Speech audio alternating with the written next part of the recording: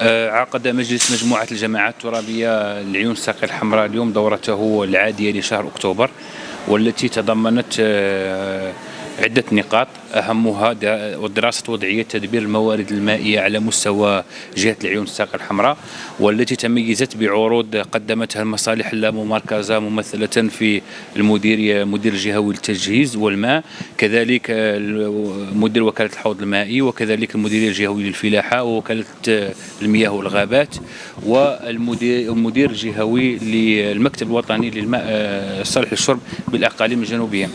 يعني تم تقديم هذه العروض، وبالتالي تم التفاعل معها من طرف السيدة والسادة الأعضاء. يعني قدموا تساؤلاتهم حول تدبير الموارد المائية بالجهة، المشاكل وتشخيصها على مستوى كل جماعة وكل إقليم على حدة.